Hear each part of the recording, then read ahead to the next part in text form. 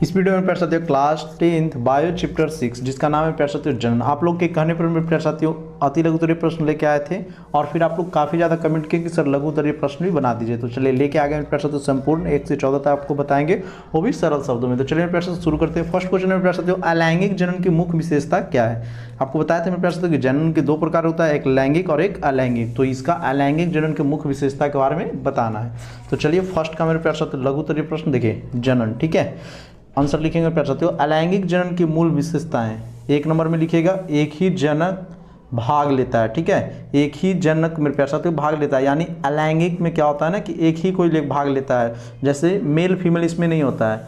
बताया था मेरे प्यारे साथियों कि मेल और फीमेल इसमें नहीं होता है, इसमें कोई एक ही भाग लेगा। और यहीं पे लैंगिक जनन होता है तो उसमें मेल और फीमेल भाग लेता है। सेकंड लिखेंगे युग्मक शामिल नहीं होते। युग्मक मतलब होता है जोड़ा, ठीक है।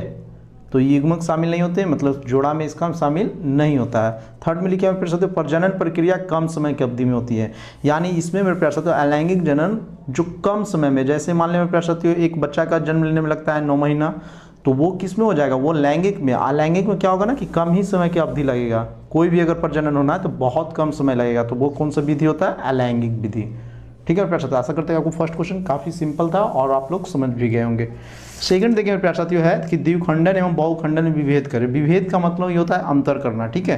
तो चलिए अंतर लिख देते हैं प्यारे साथियों। देखिए द्विखंडन एवं बहुखंडन में विभेद, एक साइड लिखेंगे द्विखंडन, एक साइड लिखेंगे बहुखंडन, ताकि इस प्रकार लिखा रहता है प्यारे साथियों तो आपको 100% नंबर कटने की संभावना नहीं होती है। तो चलिए इसका आंसर देखेंगे प्यारे साथियों, इसमें 2 संतान की उत्पत्ति होती है। पहला लिखेंगे द्विखंडन में, और वहीं पे यहाँ लिखेंगे प्यारे साथियों कि इसमें कई संतान की उत्पत्ति होती है, यानी 2 से अधिक। फिर उसके बाद लिखेंगे इधर कि इसमें जीव शिष्ट नहीं बनाता है, ठीक है। और इसमें लिखेंगे कि इसमें जीव शिष्ट बनाता है, ठीक है प्यारे साथियों। और इसी का थर्ड नंबर लिखेंगे किसमें, द्विखंडन में, कि पैतृक कोशिका टूटकर बिखर नहीं जाती, और इसमें पैतृक कोशिका टूटकर बिखर जाती है। आई किस में होता है प्यारे साथियों, अमीबा में, पैरामीशियम में। इसमें लिख लेंगे लिस्मानिया और एक प्लेजियोमोडियम, ठीक है। नोट कर लीजिएगा प्यारे साथियों। इस प्रकार देखिए सेकंड का भी हम लोग काफ़ी सिंपल था, क्वेश्चन आंसर इसका कर लिए। देखिए मेरे प्यारे साथियों हम लोग चलते हैं थर्ड नंबर पे, कायिक प्रबंधन को परिभाषित करें। और मेरे प्यारे साथियों जैसे हम बताए थे आपको कि चैप्टर 1 हो चैप्टर 2 सभी का वीडियो बनाया, अगर एक भी नहीं बना हो तो आप लोग कमेंट कर दीजिएगा, बता देंगे। चलिए तो इसका भी बताते हैं आंसर मेरे प्यारे साथियों। देखिए मेरे प्यारे साथियों थर्ड का लिख लेंगे हम लोग यहाँ से, कायिक प्रबंधन का। आपको यहाँ से लिखना है कि जनन की वह प्रक्रिया जिसमें पादप शरीर का कोई कायिक या वर्धी भाग जैसे जड़, तना, पत्ती आदि उससे विलग और परिवर्धित होकर नए पौधे का निर्माण करता है, उसे कायिक प्रबंधन कहते हैं। इसके द्वारा बनने वाले पौधे अपने जनक के अनुरूप होते हैं। तो यहाँ तक आप नोट कर लीजिएगा प्रश्न। तो देखिए ये बताए थे आपको, कल ही बताए थे जब अति लघु उत्तरीय प्रश्न बताए थे कि मेरे प्रश्न तो कायिक किसे कहते हैं। जैसे कोई भी आप पौधा को उसका जड़ तोड़ दिए, तना तोड़ दिए और किसी दूसरे स्थान पे लगा दिए और वो पुनः लग जाता है, उसी को हम लोग बोलते हैं कायिक प्रबंधन। जैसे मेरे प्यार तो इसका उदाहरण भी दे सकते हैं, अंगूर, गुलाब एवं सजावटी पौधा। कल बताए थे आपको कि जितना भी सजावटी पौधा होता है, जैसे फूल, उड़हुल का फूल आप लोग देखेंगे तो उसको क्या करता है, उसका कन्नी को तोड़ के रोप देते हैं तो फिर हो जाता है। तो इस प्रकार मेरे प्यार साथियों समझ गए। चलिए जी इस प्रकार आप लोग नोट कर लीजिएगा। देखिए 14 नंबर प्रश्न में प्यार साथियों कि पूर्ण जनन में क्या होता है, ठीक है। तो ये भी बुक में है, आपको बता देते हैं फटाफट। देखिए मेरे प्यार साथियों इसका आंसर यहाँ से लिखेंगे अवखंडन या पूर्ण जनन। तो मेरे प्यार साथियों यहाँ से इस प्रकार के जनन में सभी जितने भी जीव होते हैं इसके शरीर में किसी कारण से 2 या अधिक टुकड़ों में खंडित हो जाता है तथा प्रत्येक खंड अपने खोए हुए भागों को विकास का पूर्ण विकसित नए जीव में परिवर्तित हो जाता है।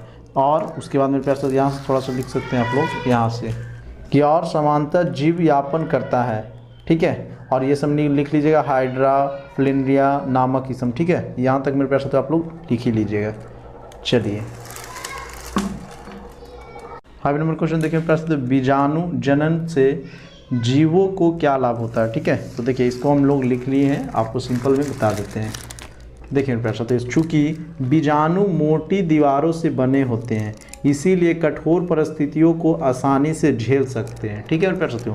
जो जीवाणु होती है वो मोटी दीवारों से बनी होती है, जैसे मोटा दीवार में प्यार साथियों बना होता है तो क्या उसका ज़्यादा दिन तक होता है, जीवन आयु। तो उसी प्रकार है कि जीवाणु जो होता है मोटी दीवारों से बने होते हैं, इसीलिए कठोर परिस्थितियों को आसानी से झेल सकते हैं और कोशिकाओं में निर्जलीकरण को रोक सकते हैं, और कोशिका में जो निर्जलीकरण होता है उसे भी रोक सकते हैं। इसमें कई जीव एक साथ अंकुरित होते हैं, कई जीव एक ही साथ अंकुरित होगा, और उसके बाद आबादी में पर्याप्त वृद्धि होती है, और इसके बाद मेरे प्यारे साथियों आबादी में पर्याप्त वृद्धि होती है। जैसे हम लोग देखे होंगे घर पे मेरे प्यारे साथियों, किसी भी बीज को रोपने से पहले उसको अंकुरित किया जाता है, यानी उसको उसमें जो निकलता है ना वैसी को हम लोग बोलते हैं अंकुरित। तो इसमें मेरे प्यारे साथियों एक ही साथ काफ़ी ज़्यादा अंकुरित होता है और इसकी आबादी में पर्याप्त वृद्धि होती है और जीवित रहती है। ऐसा नहीं कि मर जाती है, और अधिक जीवित भी रहती है। तो यहाँ तक मेरे प्यारे साथियों आपको नोट कर लेना है जी। तो सिंपल था, आशा करते हैं कि आपको समझ में आ गया। प्यारे साथियों अगर वीडियो आपको पसंद आ रहा होगा तो चैनल को सब्सक्राइब कर दीजिए और दोस्तों को शेयर कर दीजिए। देखिए आगे देखिए मेरे प्यारे साथियों 6 नंबर, क्या जटिल संरचना वाला जीव पूर्ण जन्म द्वारा नई संपत्ति की उत्पन्न कर सकते हैं? तो इसका हम लोग आंसर चलिए फटाफट कर लेते हैं प्यारे साथियों। तो इसका आंसर होगा नहीं। क्या होगा जी? इसका आंसर 6 का नहीं। देखिए अब यहाँ से आप लोग लिख लीजिएगा, स्वतंत्र जीवों फीता कृमि स्पाइरोगाई हाइड्रा प्लेनेरिया में पूर्ण जनन होता है, जिसमें जीव अपने शरीर के खोए हुए भाग प्राप्त करते हैं। तो यहाँ से मेरे प्यारे साथियों यहाँ तक आप लोग नोट कर लीजिएगा, ठीक है, सिंपल था। चलिए जी आगे देखेंगे मेरे प्यारे साथियों, लैंगिक जनन की क्या महत्व है? ठीक है, लैंगिक जनन की महत्व यानी आपको बताना है। तो देखिए सिंपल यहाँ से हम लोग लिख लेंगे कि लैंगिक जनन में संतति में विविधता आती है, ठीक है। सेकंड लिखेंगे जीव के नए युग्मक बनते हैं, और थर्ड लिखेंगे लैंगिक जनन से गुणसूत्रों के नए जोड़े बनते हैं। इस प्रकार लिख लेंगे, इसका यही महत्व है जी, ठीक है।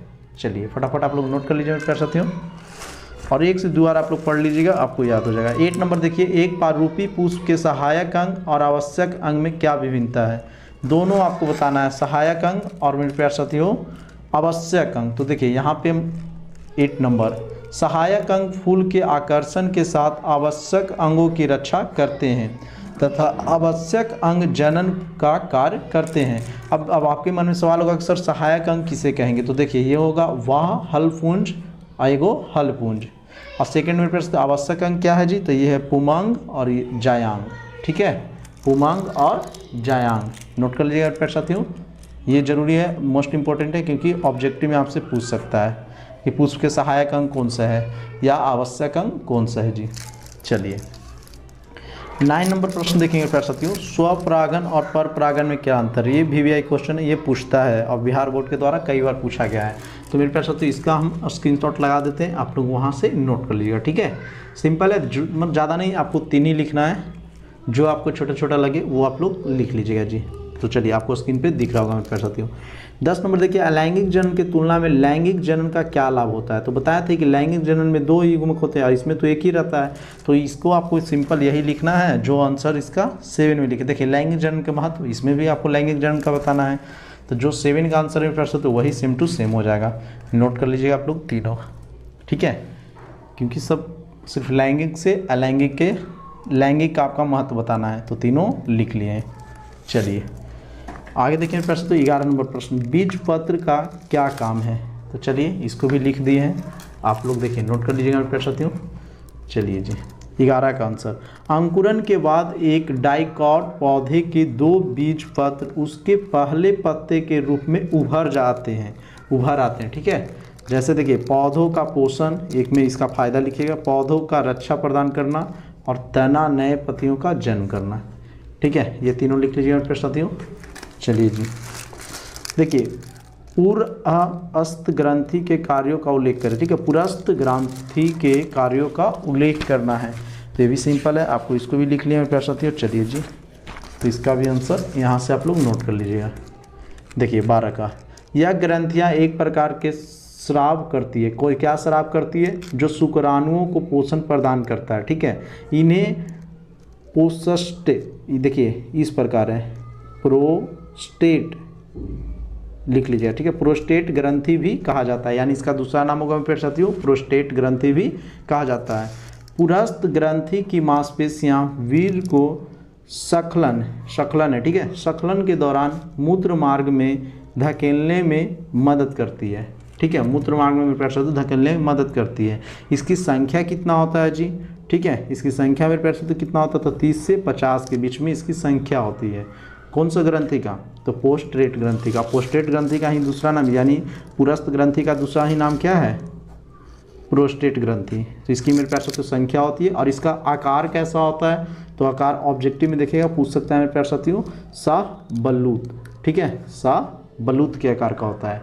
चलिए देखिए मेरे प्यारे साथियों 13 नंबर, फ्लोपियन नलिका की संरचना का वर्णन करें। तो इसका भी मेरे प्यारे साथियों स्क्रीनशॉट लगा देते हैं, वहाँ से आप लोग आसानी से लिख सकते हैं, ठीक है। और डायग्राम आपको बनाना है तो बनाइए, नहीं तो रहने सकते हैं, क्योंकि मेरे प्यारे साथियों लॉन्ग तो क्वेश्चन है नहीं कि डायग्राम का कोई ज़रूरत है। 14 नंबर देखिए, निषेचन न हो सकने वाली एक परिपक्व अंडाणु का क्या होता है, ठीक है। तो इसका मेरे प्यारे साथियों आपको स्क्रीनशॉट लगा देते हैं, वहाँ से लिख लीजिएगा। इस प्रकार मेरे प्यारे साथियों हम लोग 1 से 14 तक आपको बता दिए, ठीक है। मेरे प्यारे साथियों 14 नंबर तक हो गया। 15 नंबर देखिए, जनसंख्या नियंत्रण में रासायनिक विद्या का उपयोग किस प्रकार सहायक है। देखिए ये सब आर्ट्स टाइप का क्वेश्चन है कि जनसंख्या नियंत्रण करने के लिए क्या क्या उपाय है, तो इसमें आपको रासायनिक विद्या को बताना है। तो मेरे प्यारे साथियों विधियों, ठीक है, विधियों में प्यारे साथियों, ठीक है। तो आपको दिख रहा होगा स्क्रीनशॉट पे, वहाँ से नोट कर लीजिएगा। मेरे प्यारे साथियों अब लास्ट प्रश्न है, अभी तक चैनल को आप लोग सब्सक्राइब नहीं किया तो चैनल को सब्सक्राइब कर लीजिए, क्योंकि आपके कहने पर मेरे प्यारे साथियों ये वीडियो लेके आए थे। और जिस चैप्टर को बनाना है मेरे प्यारे साथियों आप लोग कमेंट कीजिएगा, लेके चले आएंगे। 16 नंबर देखिए, लैंगिक संचारित रोगों को तालिका के माध्यम से दर्शाइए। यानी मेरे प्यारे साथियों लैंगिक संचारित रोग क्या है, तो देखिए आपको स्क्रीनशॉट दिख रहा होगा, वहाँ से आप लोग लिख लीजिएगा, ठीक है। इस प्रकार मेरे प्यारे साथियों 1 से लेकर 16 तक संपूर्ण आपको बता दिए हैं। तो मेरे प्यारे साथियों अगर दीर्घ उत्तरीय प्रश्न को भी बनाना है तो आप लोग कमेंट कीजिए। और चलिए मेरे प्यारे साथियों मिलते हैं नेक्स्ट वीडियो में, तब तक के लिए जय हिंद, जय बिहार, जय भारत।